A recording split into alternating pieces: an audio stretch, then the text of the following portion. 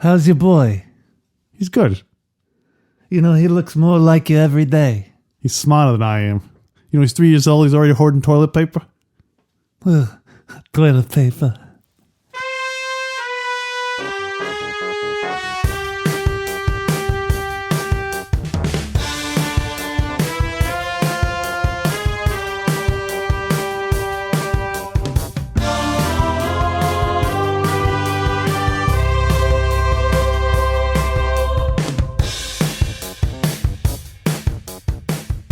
Centano and welcome to Centani and welcome to the next episode of Godfather Minutes. I am your host, Alex Robinson. And I'm your co-host, Andy Robinson. And together we are the Godfather Minute Brothers. And we're here to talk about Minuto 141 of The Godfather. Alex, repita e minuto. E minuto. Numero 141. Ooh, 41. Wow, very topical. Yeah. So a minute 141, after Fredo picks them up at the airport, at the Las Vegas airport, Mikey, Tom, and Al arrive at the swanky casino. Mm-hmm. Fredo opens the door of their suite to reveal a surprise party. Complete with a band, some pretty girls, and that big star, Johnny Fontaine himself. Mikey's unimpressed, however, and tells Fredo to get them out of there. Get rid of the girls. Get rid of them. He says, who are the girls? Get rid of them. We don't know if he kicks anybody else out yet. That's true. We don't know the status of the band yet. So maybe he likes the band. Yeah. Kick the girls out. Leave the band. So that's at the end of the minute. But so the minute starts with them getting out of the car and I don't tell you, I'm sure you noticed with your eagle eyes, that is clearly not John Cazale getting out of the car. No. It's a duplicate. Yeah, it's way off. Yeah. What happened there? I can only assume that the script, the annotated screenplay calls attention to the fact that it's really obvious that it's not John Cazale. Yeah. Boy. And they were saying that was just one of those shots that was just, it's too expensive to get John Cazale to just come in for a day of just getting in and out of a car. So they're like, get somebody who looks like him and, Wow. Did they think the shot was going to be further away? That's what I mean. Clearly not. I started wondering if it's even supposed to be him. I really did. I was wondering if it was supposed to be another button man who's stationed in Vegas. Do you think this is a result of us going through it a minute at a time, that normally we wouldn't notice it because it would just go by so quickly in the movie? Because I never noticed it until it was pointed out to me. Did you notice it before this, watching it for the show? I don't know. I don't remember. But it could be a result of us really assessing this minute by minute. Yeah. Maybe. It could be. And the other person in the car, I think, is supposed to be Hagen, and he has gray hair. There's someone you see in the back of the car too, getting out at the same time. Maybe it's Al. It doesn't look like either Al or Hagen. Do you think they had a share ride from the airport? Like it was like one of those, like had to pick up someone else, or because it's Fredo, pick someone up from the airport. It's like, I'll show them. I'll send someone to pick them up from the airport who looks like me. And then that guy, that guy that Fredo hired is saying, it's always sent someone who looks like Fredo to pick someone up at the airport. So one of Fredo's, he really got paranoid after the shooting thing. So now he always has doubles and duplicates walking around at any given point. Yeah, it didn't look like any of them. And I pointed out in my notes that the guy in the back seat looks more like Michael's bodyguard. He looks more like him than I do. Looks more like Michael's bodyguard in Godfather 2. The older Sicilian guy. Gray hair, same hat. But if he would, do you want to retroactively say it is him for canon purposes? Let's do it. Yeah. What's your feeling about that? So just as a sidebar here, maybe it's not worth going into. You know what? Redact it. Okay. I won't remove it. Okay. We'll just go with it. People have to see that sometimes we take risks and they don't always pay off. Yeah. So I should say it. No, I was going to say let's just abort it now, but let's keep it in so people see that we're human. We're human. It was an abortion, Andrew. Because this going off on tangents must end. Now we definitely have to keep it because now it's become. So should I say what it was originally? Why not? Yeah, go for it. Let's model good risk taking. So as long as you stand 6 feet away from me, I'm okay with it. Great. For now, I just unleash this whole racist tirade. We're definitely keeping it. So in the the movie Return of the Jedi, there's one scene where there's a rebel guy in the background, and he has like kind of a gray beard. It's like gray beard. He's an older looking gentleman. Okay. Years later, 20, 30 years later, they do the Clone Wars cartoons. And someone said, oh, you know what?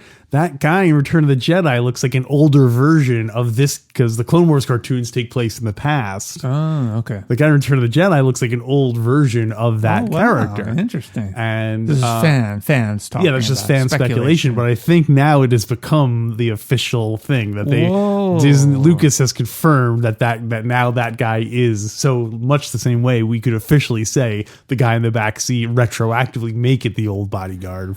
So that way, at least for continuity purposes, it kind of reestablishes him there. It might work. A question about the Star Wars universe. Yes. Is it understood that George Lucas had not intended that connection, but only after the fans? Everyone knows that it's not. Obviously, he didn't set out to do this, but it's a neat bit of like timing that it could work out. And so they said, oh, what the heck? Let's make it a real thing. Yeah. So interesting. Well, I think let's do it. Why not? Right? Okay, so that's his bodyguard, and it makes sense because in the book, Mario Puzo writes that Al Neri is serving as Michael's bodyguard this trip. So maybe like clearly Michael has bodyguards. Maybe he has one in the vehicle, and then he's got one in the hotel. He might not be in the car. Al Neri might not be in the car, or at least not the actor who played him. He's out. Well, why is he out, Alex? Every time he has to get out of the car, he has to say, Tom, you're out. You're not a good wartime. Al, I counseled Michael on this. You're not a good wartime bodyguard. Well, I could help. So for the sake of the scene, though, I'm going to say that rather than it be Michael's bodyguard from GF2, since all the other people are doubles, I'm going to say it's a double for his bodyguard. Because his bodyguard is wanted. Well, no, because his bodyguard is guarding the real Michael. You don't want to waste your bodyguard guarding your double, so that you'd have to get a double for your bodyguard. And so it's a double. So officially we're saying that's also a Fredo double? Oh, it's clearly a Fredo double. You can see it's a Fredo double. But for security purposes, or because Fredo was tired of... Not my concern. Well, now that I think about it, is it even Michael? No, I don't think it's any of them. Oh, it's not even Michael. I don't think that's Al Pacino either. I think it's harder to see because he's wearing a hat. But when I looked at him, he just looked like a thicker Al Pacino. You know, I don't even think it's Las Vegas. You know what? Actually, the interiors are shot in New York, so it might not be. It might not even be in Las Vegas, Sonny. Have you ever think of that? I'm going to guess that was probably shot in LA in front of a generic kind of like building. Damn. You don't see any logos or anything. And if they're filming it on the cheap, it makes sense that they would just do it like, just film in front of any hotel. Yeah, it's possible. Hoteling. So going back to our original discussion about whether it's I love how we're really milking the first 10 seconds of this minute. This is a great minute. This is a great minute. Yeah. So we were talking about how it's like, is it Fredo? It's clearly not Fredo. Is it his double, or is it someone Fredo sent? I have an alternate theory. Because it's Vegas, the taxi cabs there are Godfather themed taxi cabs. In other words, you get into a cab and it could be Darth Vader driving. Also, like a celebrity, impersonator. Exactly. And Michael just happened to get in the cab coincidentally where the Fredo actor was driving it. Was it a coincidence? Or was Michael at the airport and he's like, oh, there's Fredo. And he just got in the car thinking it was Fredo. Yeah. And the guy's like, and then the actor says, hey, where are you going to? And Michael says, Fredo, is that you? And the guy says, oh yeah, it's me, Mikey. Yeah, of course, that's me. Because the actor thinks that the guy wants to be... Mikey really wants him to play up the part, but it's really just an actor. Or I thought then quote unquote Fredo was going to be driving, and he'd be like, "Hey pal, you look a lot like Al Pacino. Do you ever think about getting into the celebrity driver game?" Because he thinks he's a guy dressed up as Al Pacino. So it really wow, this is We're down the rabbit hole, folks. Fredo, I love you, but don't ever recommend other professions for me. yeah, whatever you want, boss. That's why when he was in the car later on, he was taking advantage of us. Fredo, I'm still a licensed driver. And then of course Mikey, the quote unquote Fredo, the actor, gets Mikey to the real Mikey to the hotel, and Mikey says, "Wow, why'd you get here so fast? Why'd you have to drive so fast?" Like, Mikey, I stepped on it. I stepped on it. I stepped on it. I think that's the name of this episode. I stepped on it. It's called the on of all in caps. Not even referred to in this minute at all. So let's maybe move on to the hallway. Let's move on to the hallway. I have a lot to say about the hallway. Hallway. You want to start? Go ahead. What do you got? Yeah. So as Alex said in the beginning, there's I don't know, maybe 10 seconds where it's Fredo walking Mikey down the hallway to the room, and right behind them are Tom Hagen and Al Neary, and there are maybe two bellhops carrying their suitcases ahead of them, and it's great. So first of all, I want to call out, Alex, I've identified an overdub alert. Overdub alert. Overdub alert. Overdub alert. Overdub alert. Overdub alert. Overdub alert. Absolutely overdub. Nice. We don't get that very often. What you got for us? What you got for us? Total overdubbage going on. When Fredo's talking? Yeah, when they first come out of the elevator, he says, Yeah. Mikey, I can't get over the way your face looks. It's like the calm Fredo. He's like, oh, Mikey. It's a little bit lauder, and toward the end, he clearly doesn't match up with his lips. Oh, right, yeah. When he says the line about did Kay put you up to it? That one scene, I couldn't even understand what he was saying. And, so nice overdub alert there. And so he says the doctor did a really good job on your face. And he said, did Kay put you up to it? Yeah, there was a bit more in the book about that. Clearly he had some kind of surgery. Well, clearly in the book he did? In the book he did. Okay. In the book he had surgery because a lot of people are commenting on it. And in the book, in the next scene, which you don't see in the movie, the doctor, so Lucy's friend in Vegas, the doctor is eating with them, has been invited to this meeting. Yeah. And he comments about Michael's surgery. He's like, oh, it looks great. Everyone seems to be talking about it. And Michael says to the doctor, oh, yeah, thanks a lot for that. I don't know if he did the surgery or whether he recommended something. Yeah, he recommended or gave some advice about it. But clearly he had some work done since Dr. Taza treated him. Because I don't think Dr. Taza did very much. Yeah. So in the movie version, he looks pretty much the same as he did. Yeah, they don't. Yeah. I'm surprised they kept that in the movie. Yeah, maybe that. Yeah, that's true. That's a good point. Especially since they went to the trouble of dubbing it in. Maybe that was Puzo's backdoor dubbing, trying to bring it back to the book. Unless they were, it's weird because I was like, did they think people would be confused that? But we've already seen him with his face back to normal. Yeah, so he got a bunch of close-ups when he goes to kidnap Kay. Maybe they're trying to establish that Fredo thinks Kay is shallow and that Kay insisted he get plastic surgery because of his. Maybe Fredo has had some plastic surgery because some woman convinced him to have plastic surgery. So he thinks Mikey also must have done the same thing. So who knows? Mikey, you're in Vegas. We're going to get you wash up, shower. We're going to get your chips at the table. We're going to get you a new nose job. Mo Green's got this great guy. Nose job, eye job, chin job. It's going to make him a big star. And I've had plastic surgery all over the world.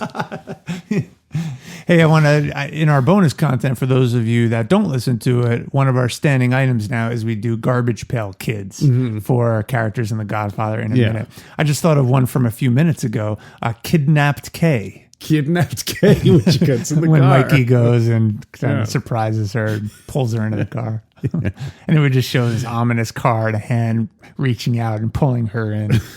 Wow, that's a pretty dark Garbage Pail. As Garbage Pail Kids go. Did they really get into like child kidnapping? And she's an adult. Oh, but it's a garbage can version of her. So that's true. Yeah. And it shows all of her students all off to the side, all crying 'cause she's being pulled into this dark. Or they all happy because school's out. Oh,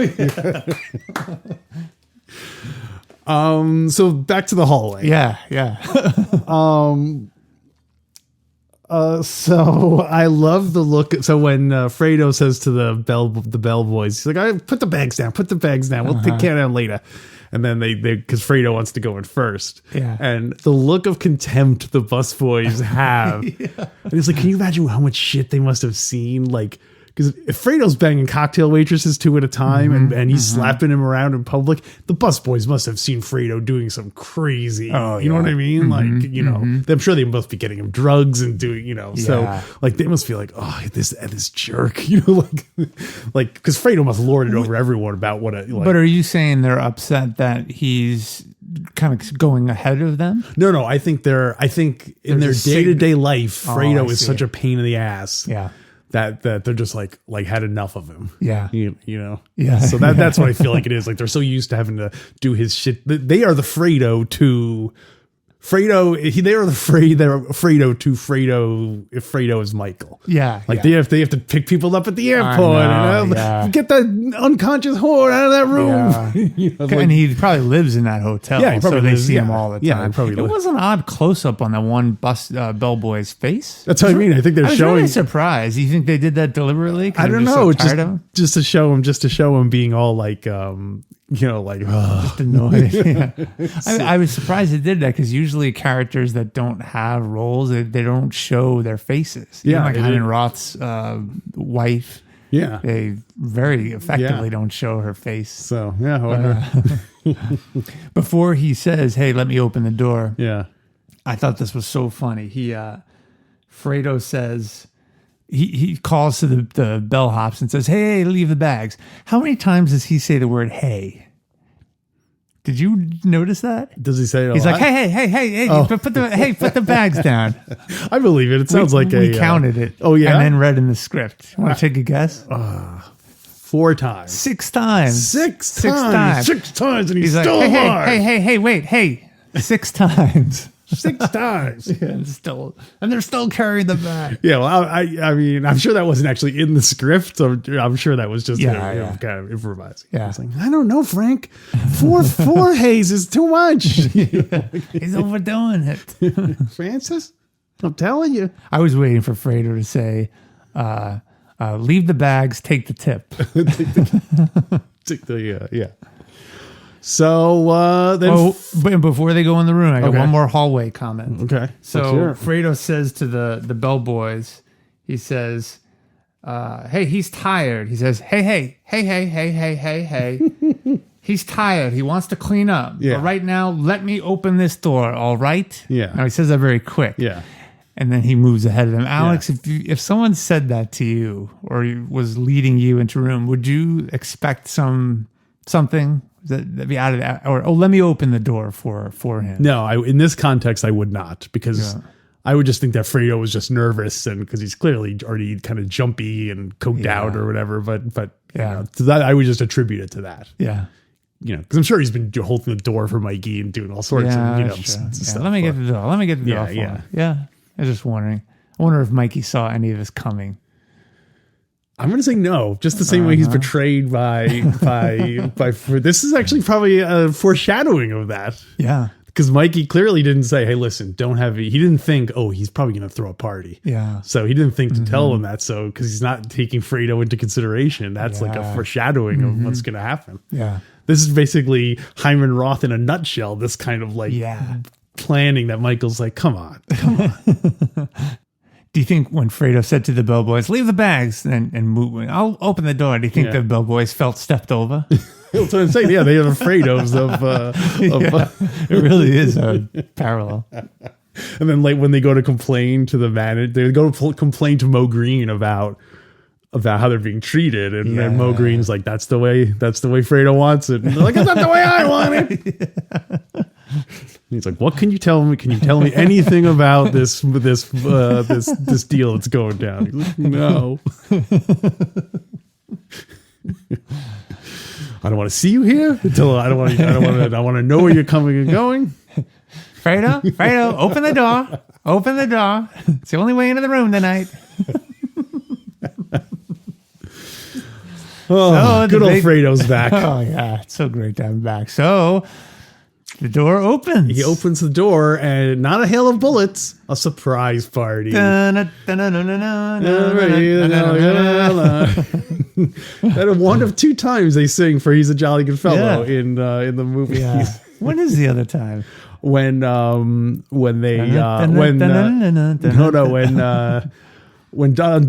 birthday party. Mm-hmm. When Don comes home and Al Pacino's sitting in the thing, he's a jolly good fellow, because they couldn't afford to get a happy birthday. That's right. And Johnny's there, says, "Welcome home, Pop." Yeah, I like how it's almost like he's saying it to us. Yeah, he's almost like looking like welcome. It's great. It's a great opening to this party. Yeah. So at the party we have. So the party of the first part was Al Pacino, was Mikey, Fredo, Al, and Tom Hagen. And the busboys. The bellhops, not busboys. And then so inside we have the band. The band, table full of women. Table full of ladies. And Johnny Fontaine. Who says, "Mikey, welcome to Las Vegas." Yes. I love how Fredo enters the room. I watched it several times. I was going to say, I like that he does that little kind of like dance going in. He does like a little shuffle. Yeah, like to get the music. It goes in with the music. It's like he's conducting the band for a split second. He's waving his arms. He slides right in. So you have to imagine how many times they rehearsed that. You know what I mean? Like he's like, as soon as you hear that key going in that door, you strike it up. Oh, do you think they've been in that room for 3 days, not only practicing, but waiting for Mikey? Every time the door opens, they're like,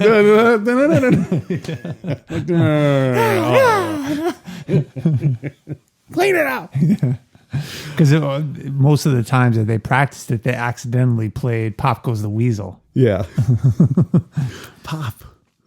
So we pop on it. So I also liked how psyched Al looks. With the door, like Tom looks kind of like, oh, I don't know about this, but Al's totally like, yeah, he is. At first, Al's a little confused, but then toward the second shot of him, he starts to smile. He's like, oh, my job is usually like killing guys and disposing of bodies. Finally, I get to get some of the good life. And then immediately, Mikey shuts down. Hagen the whole time is all disappointed. And I realize why Hagen's all disappointed, because now that he's out, he's like, oh, I'm not going to be able to enjoy this life anymore. Or is he disappointed because he knows Mikey's not going to put up with it? Yeah, he's no Mikey's. He's like, I've been in this situation before. Wet blanket. I've tried to do this. That's why I've had to get my mistress on the side, because Mikey won't have any fun. Yeah, and Mikey's expression is really flat. You don't know. I mean, he's clearly not happy, but he's not also disappointed, or sad. He's not mad. Hagen. He's not showing anything. He's not mad. He's just disappointed. Well, what's great is I guess that's an understandable reaction, considering it's not really Mikey. Isn't it the actor? Oh, no. The Al Pacino actor they brought up from the cab? No, that was just outside. Once they're inside the hotel. Oh, you don't think it was that? So the actor should have been happy. Yeah, he would have been, wow, this is great. Nobody was playing the role of Michael Corleone. Oh, so he's committed to it. Can you imagine he shows up and he really thinks this is a part, and he's probably thinking, wow, they're doing a great job. They got Johnny Fontaine here. What would you do if in the scene or right after they interact, you just heard cut and the camera turned and you saw an actual camera filming the scene and Jack Woltz behind the camera? So like this whole thing had been they were shooting a scene the whole time? Yeah, and then they never referenced it again. It just went on to, I don't know, the Don and his garden. That's weird. Isn't that crazy? Then you wouldn't know where did the acting part begin. Yes. Was it when they got to the room? Was it when so I guess it would be when they got to the hotel. I don't know when. Yeah. When who's acting here? Is this just a recreation? Yeah. It's a computer simulation, one of Elon Musk's computer simulations. We probably all do live in a Jack Woltz picture, ultimately. Think about it. It's perfect. I did get dancing lessons at one point. Did you really? No, I didn't. No. No! Or even better, you heard cut. You looked over or you're cut, and it was Woltz. And then the Johnny Fontaine character says, Hey Jack, how was it? And he says, it was perfect. Oh. And then it went on to Don Corleone in another scene. So you don't know whether they were always in production together or whether that whole thing was an act with the horse head. I was going to bring up something about the stable of foxy little hoes that Fredo has arranged here. They all seem to be Fredo's entourage. Fredo's angels. Fredo's angels. Love it. They're all blondes. Yeah. Hey, kid. Hey. Hey. I would think if I was in Fredo's situation, here's my couple of questions. Mm-hmm. If I was going to be ordering a stable of foxy horse for a room, I would get an assortment. Okay. Do you think I would maybe get he a knows blonde? Maybe he knows Mikey's tastes.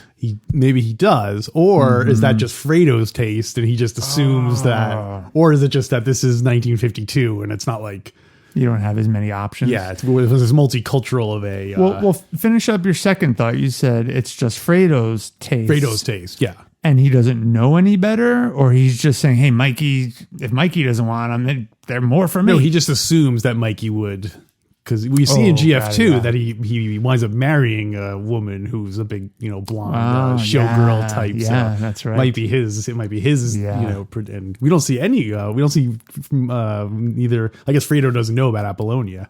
And no, I wouldn't call. No, I wouldn't call Kay a blonde. But maybe he dated. Really. I guess she's not in this, right? Maybe he had. Maybe he was into blondes when he was younger or something. Maybe Fredo just latched on to it. Or maybe it's the Vegas thing. More of the women there. I mean, it is kind of West Coast, and there are more blondes West Coast, and they do have more fun, from what I hear. Yeah, Fredo's all about fun. Mm-hmm. Maybe that casino maybe they work for the casino as waitresses during the day, and they also cocktail waitresses at night. Cocktail waitress by day, showgirl by night. Made a fortune. Hyman's Angels, we call them. Hyman's Angels. They're swankier than any of the girls they got here. Every room you go to in our hotel, the TVs turn up really loud. Baseball on every channel. This is in the 50s, and it was every baseball game was televised. Awesome. We were the first to do it. I'm a man with vision. We brought the sports book into the casino, took it off the streets, made it presentable. That's why I love this country. We even broadcast spring training.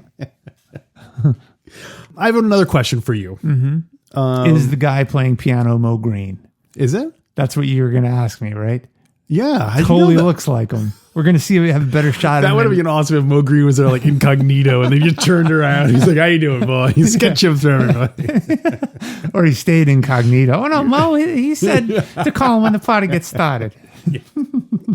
That's his signature move. He's like, hey, Fredo, you should hire a band. So that way when he gets there,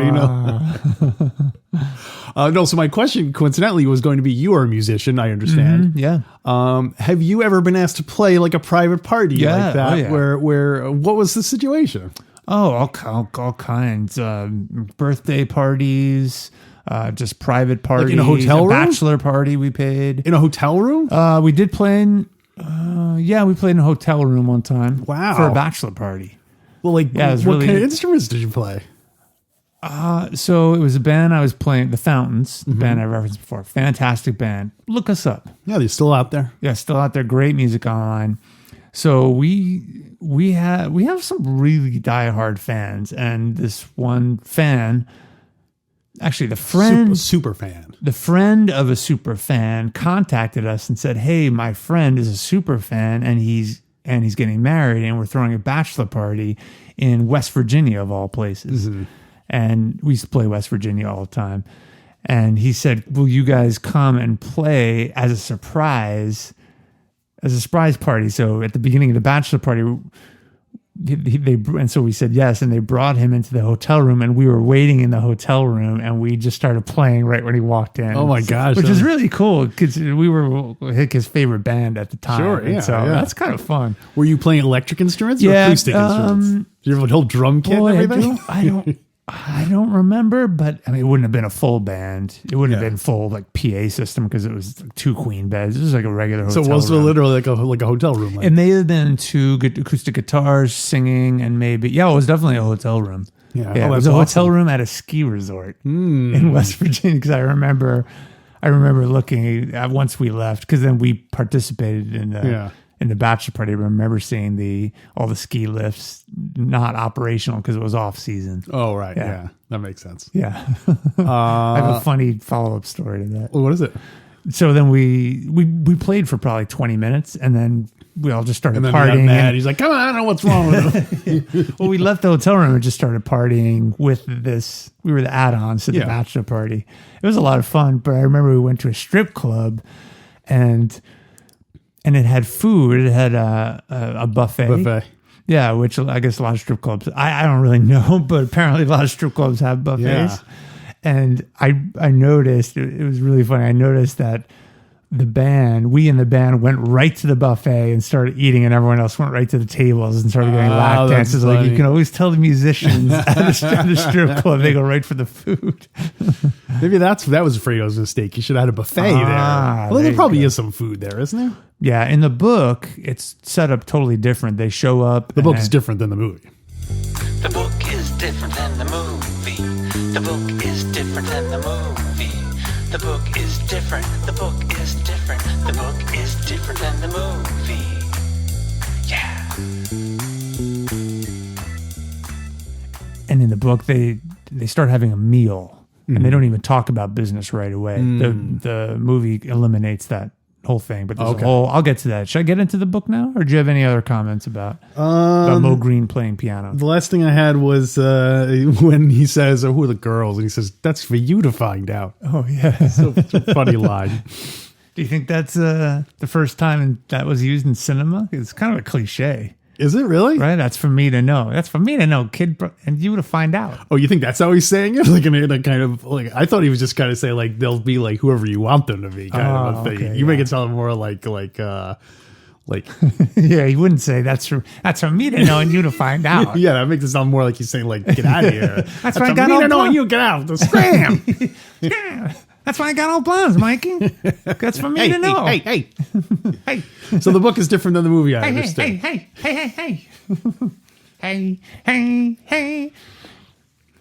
Yeah. Was that Stacey saying you were doing? Yeah, but I couldn't think of a follow-up line.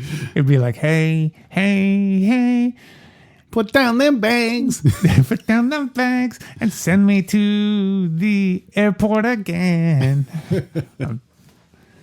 Puzo writes, page 380.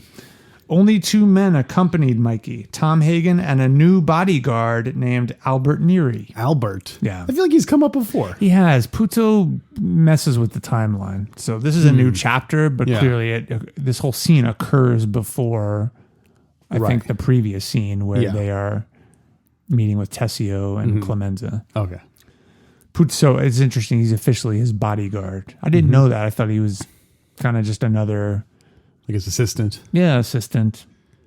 Because he's definitely he's with him in GF3, so I thought they had a personal relationship. But and I told you he was in Panic at Needle Park. Yeah, he played his brother. Great part in that. Yeah. I watched that since you talked about it. Yeah, I liked it a lot. Yeah, and Al Pacino's girlfriend in Panic at Needle Park was in The Exorcist, because I was on just the other day, and played kind of the assistant. Oh, right. At the very beginning of the movie. Like the mother's like au pair or something like that. Yeah. That's funny. Page 380, Puzo writes, Freddie greeted his brother with a warm embrace. Aww. Freddie was much stouter, more benevolent looking, cheerful, and far more dandified. Mm-hmm. He wore an exquisitely tailored gray silk and accessories to match. His hair was razor cut and arranged as carefully as a movie star's. His face glowed with perfect barbering, and his hands were manicured. He was an altogether different man than the one who had been shipped out of New York 4 years before. It's 4 funny. years. 4 years. He learned the casino business. It's like a college. You think about to that last scene when we saw Fredo, where he was at Pop's bedside and says, "Yeah, Pop decided me to learn the casino business." He's all shy and just kind of mopey. Cocktail waitresses 2 at a time. Yeah. Mm-hmm. Although that doesn't. Anyway, I guess in the chronologies might not match in the book versus the book is different than the movie. Yeah. Because don't forget, like you said, this scene takes place earlier in the movie, earlier in the book than it does in the movies. Yeah. I was going to ask something about. Do you think the Fredo in the book is obviously very different? He's a tall, burly guy, and so on. Do you think if they had cast him more like that, gotten a big beefy guy, would they have him become the traitor in GF2, or is part of it just that John Cazale has such a helpless kind of he's so sweet, he has such a patheticness about him that it brings more out that storyline into it. Interesting. I think it still could have worked with a Fredo with a different physique, like John Goodman. John Goodman. Yeah, it's such a strong story plot that I think it could have worked with any character. It definitely works very well with Fredo, with John Cazale in that role. I can't help but think that lean more, that's pushed in that direction, because he can play pathos, like sad patheticness so well. So he did great. Page 381, Puzo writes, Michael said pleasantly, "Let's save Mo Green to the end, okay? Ask Johnny Fontaine and Nino up to eat with us, and Lucy and her doctor friend." So Nino's still alive at this point. Yeah, exactly. Gotcha. Yeah, we can talk while we eat. So there's this whole dinner scene where they're talking about his surgery, and then Lucy's vagina doctor is the same doctor who did his nose surgery, or we think I don't know somebody. yet. Okay, I'm not sure, but he definitely knows about the surgery. Knows. Yeah. Dr. Daza. Yeah, so anyway, it's interesting. In the book, in the movie, Michael just gets right down to business. Kick them all out. It makes sense. Yeah, it does, yeah. But Lucy, I thought it was interesting that Lucy's there, because Lucy in the movie is pretty much out of the picture. Yeah. Michael's still, Fredo and Johnny Fontaine hang out with her all the time in Vegas. It's so weird. Yeah, I guess it would just be confusing, because you'd be like, why is Sonny's girlfriend? Why is that Sonny's mistress there? So that'd be weird. And the doctor and Lucy's doctor and Lucy are in a relationship. I thought it was just because she needs constant monitoring. Like they're not in a relationship. He just has to be with her 24 hours a day for constant testing. If you know what I mean. Oh yeah, yeah. Well, all right. I guess that'll wrap up minute 141. Unless you got anything else. That's all I have. Well, you know what we got to do. We got to rate this sucker.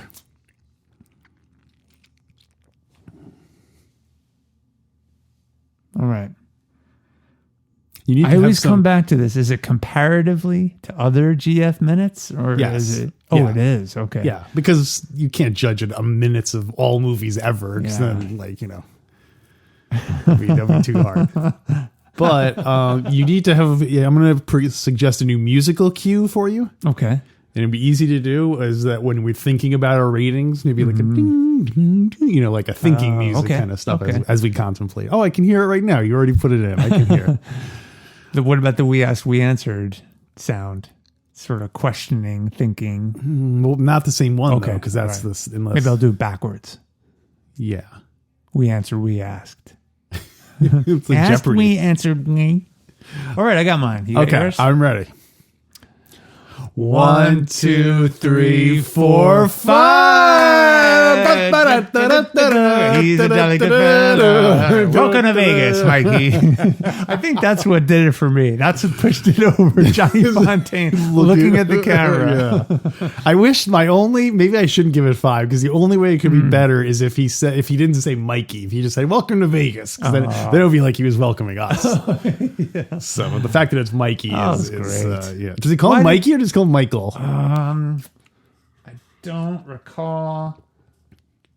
Let's see. Oh, on the script, I have the whole other section. I'm going to cut that out. I don't know. I don't remember if he calls him Mikey or Michael. I think he says Mikey. Mikey.